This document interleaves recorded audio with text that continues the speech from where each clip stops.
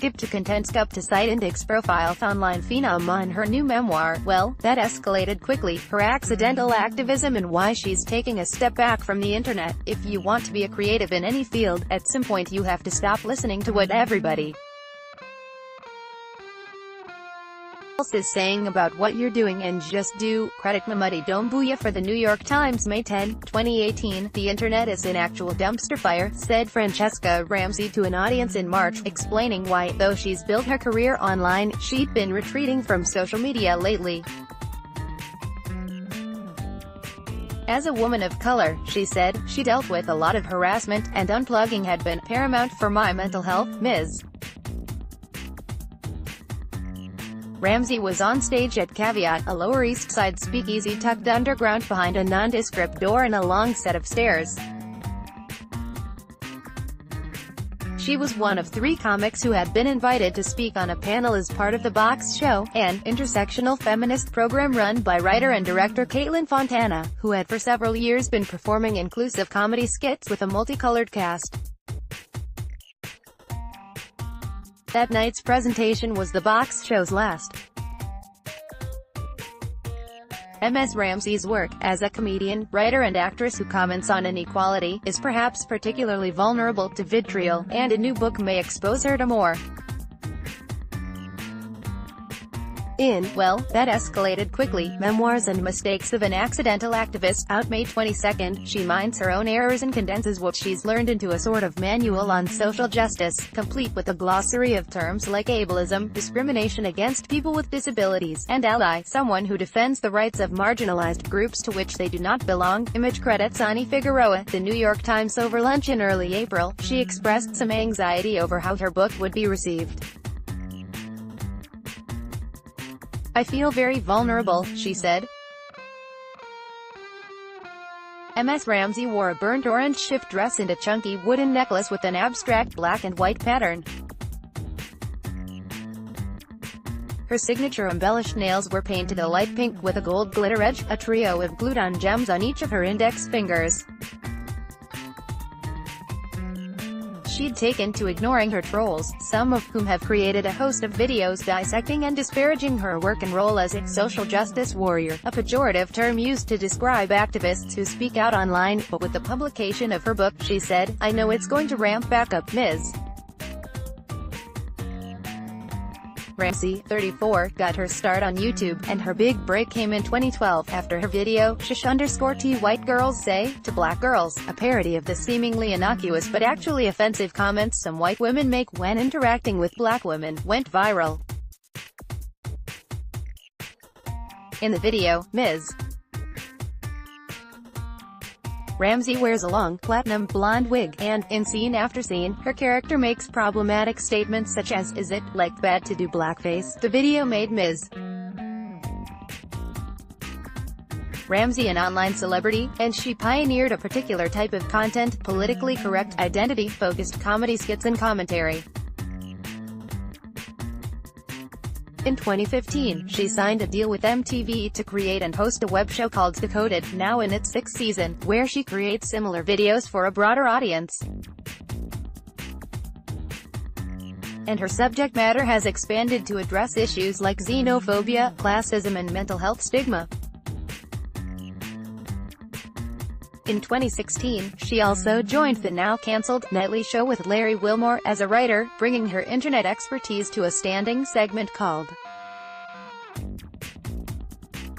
Though there is a precedent for online creators crossing over to television, Insecure creator Issa Rae and Broad City stars Alana Glazer and Abby Jacobson are standouts. There is no true precedent for Ms. Ramsey, her career built around her like a constellation, with activism as her North Star. Ms. Fontana, the producer of The Box Show and a collaborator of Ms. Ramsey's, said Ms.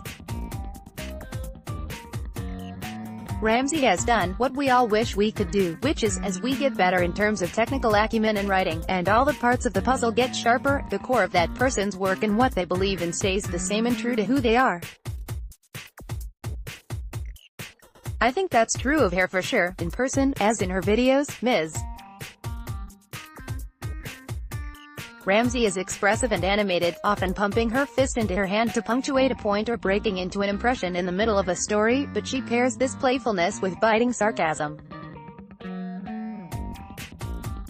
In the first episode of Decoded, for instance, in which she discusses the ramifications of associating Black Americans with watermelon and fried chicken, there is an interlude in which she bites into a slice of watermelon, moans and, with a knowing look to the camera, says, "Tastes like oppression." In another, she plays an instructor at Race Ambassador training and cheerfully promises to teach the group of people of color to navigate the brand new, awesome responsibility of representing an entire culture in their office or neighborhood. But she also has a sober side. On the panel on mental health in March, she was thoughtful and subdued. She listened more than she spoke, her face relaxed into an expression of concern while one of the other comics joked about the excruciating process of having her eggs frozen. Ms. Ramsey gave career advice, encouraged positive self-talk and offered the audience resources for finding a therapist. Later, when I introduced myself to her, it occurred to me that, though Ms.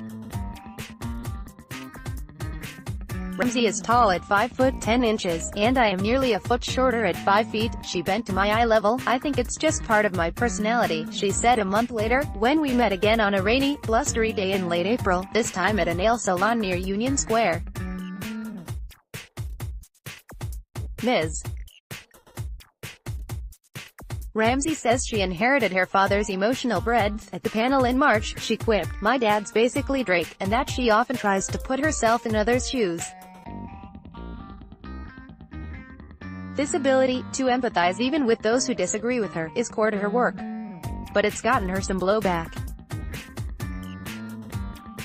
"I had lots of people say, 'Oh, Franchesca's content is just for white people,'" she said.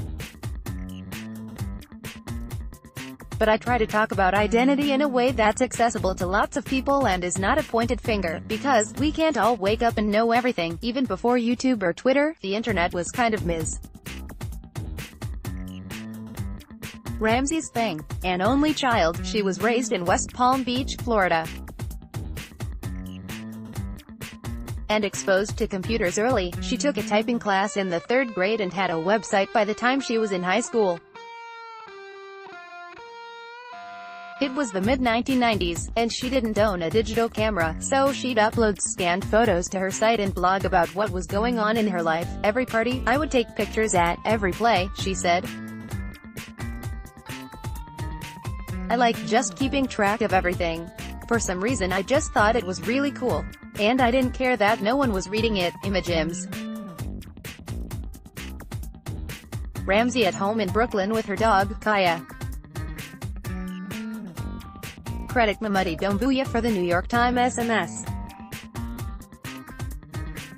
Ramsey attended a performing arts high school, and later tried to study acting in college, but found the experience emotionally abusive for its insistence that students draw from their most painful memories. She switched to graphic design and worked her way through college doing freelance design.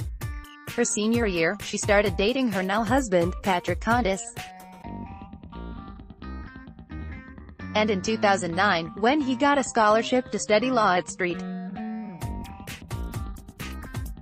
John's University, they moved to New York, where she tried breaking into the entertainment industry. "I burned DVDs, and I had a sticker made with my headshot on the disc," she said, a little mortified. "I sent it out to all these agents, and I was so heartbroken, because I didn't get one call. I couldn't get auditions." She never thought her YouTube videos, which she used as a creative outlet, would help her career. But they did, and now, Ms. Ramsey may soon be taking her talents back to television. In January, she premiered a pilot at Sundance called Franchesca, a short-form docu-series where she explores the intersection of beauty and culture. She also has a comedy sketch show, with an identity focus, in development with Comedy Central. Ms. Ramsey said she wants to do less educating and more slice-of-life commentary to showcase her creative range. Ms. Fontana, who directed Franchesca, said about her, "I think she has the potential to be a contemporary Oprah, because there is this dazzling quality to her, but she also seems like a real person that you can hang out with, spend time with, feel like you have a connection to, laugh with and make laugh, and it doesn't feel like she's untouchable." When we had lunch, Ms. Ramsey also joked that she'd like to be like Oprah Winfrey, but she pointed to a different aspect of the talk show titan's personality. "She puts all sorts of people on," she said, in reference to Ms. Winfrey's penchant for advancing others' careers. Ms. Ramsey would like to do the same by helping the next generation of creators in the social justice space. "I want to manage people," she said, and in recent seasons of Decoded, she's begun inviting other hosts to join her on the show. "The internet has been so good to me, I see its potential to help other people. Still, the internet contains a cacophony of voices," said Ms. Ramsey, adding, "If you want to be a creative in any field, at some point you have to stop listening to what everybody else is saying about what you're doing and just do." As for the trolls, even Beyoncé has haters, she joked.